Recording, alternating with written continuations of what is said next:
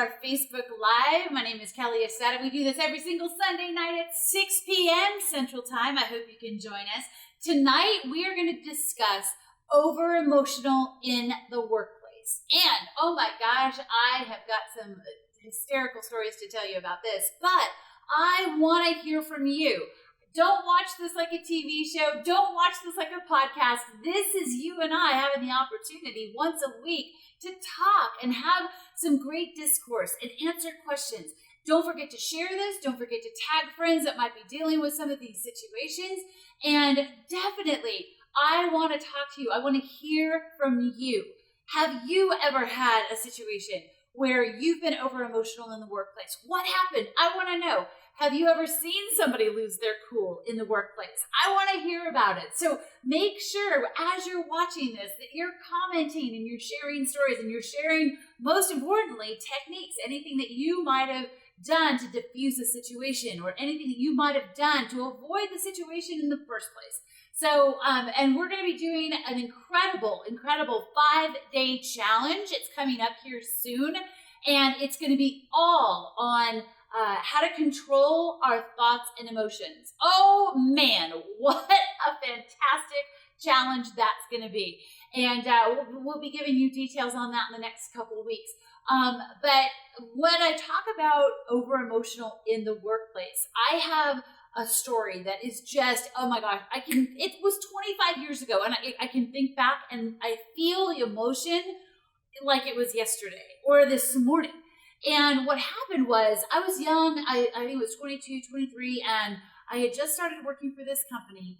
And the woman who was in charge of the office, she was very well respected, and she was an amazing leader. She was an incredible woman, and I had a ton of respect for her. And a lot of the people in the office got together, and they were going to do something special for her birthday.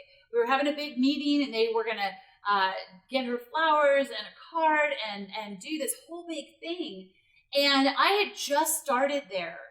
And I'm not kidding you. They excluded me, literally, like the mean girl thing that I talked about last week. Like they were, even guys were involved in this whole thing, but they mean girled me. They told me since I just came on board with the company within the last 6 months that they were going to exclude me from being a part of this birthday celebration for our boss. And oh my gosh, I cannot begin to tell you, I was so upset. Now I know you're thinking about it. It's like, why are you so upset about that? Again, what did you just get upset about last week? It's always usually something kind of silly that triggers us, because it's a trigger that gets hit. And my trigger was being left out. And so that trigger got hit. And I'm not kidding you, I almost quit. I almost quit over that. Now, this career ended up with me growing into a leadership role with this company. I was an executive director with the company. I was one of the youngest executive directors with the company. I was earning well into the 6 figures with this company. And I was traveling all over the United States speaking and training. This career, this position was one of the most life-changing positions I've ever had in my entire career. And I almost quit. Because I was being left out of a birthday celebration. So again, what are we doing in our lives that causes us to get triggered? And when I share this at my workshops, we talk about, our subconscious mind and our conscious mind. Our conscious mind makes all the logical decisions, weighs things properly, looks at the logical steps to take. Our subconscious mind is literally like a 2-year-old. And when something happens to trigger that 2-year-old, it doesn't think through things logically. It just stamps its feet and gets upset about it. So we have to remember, we've got to make sure we aren't making decisions in high emotion. Because when something triggers us, our emotions go through the roof, and that's when the 2-year-old takes over. So when we have to make any decisions, and thankfully I didn't quit right then and there. And there's actually research, for those of you men that are watching, there's research that has come out that men are as emotional, if not more emotional, than women in the workplace. I wanted to share a little bit of it with you. Men are more likely to quit a job, 20% versus 11% when triggered by their emotions. Men are twice as likely to start shouting, 43% versus 26%. And men are twice as likely to get emotional because their ideas weren't heard or because they were criticized.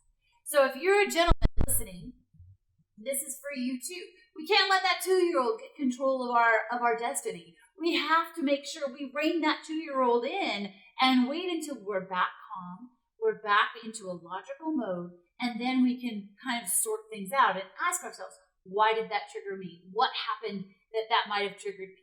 And with women, where we get over emotional in the workplace is crying. And I know back in my 20s, when I was frustrated or angry or upset about something, my tear ducts betrayed me. And that's the worst thing that we can do, especially if we work around a lot of men. There is research out there that shows when we cry, it makes men's testosterone plummet. Men don't want to lose that when they're at work. And so when we start crying, they just will flee. They will try and get out of that situation as quickly as possible. And that's not good if we're trying to get them to listen to us about something. So when we feel like that emotion is creeping up, we need to separate ourselves. And again, this 5-day challenge of how to control our thoughts and emotions, we're going to go into so much more depth and detail about the how and the what. And it's just going to be really, really powerful. But I wanted to share this with you, just a quick Facebook Live to at least get your awareness around it and start hearing from you of what's been going on in your workplace, how you've had things that have triggered you, what strategies you've used. And definitely, I want to stay in contact with you. And if you want to be a part of the 5-day challenge, make sure you email me, Kelly, Kelly, @truth.coach.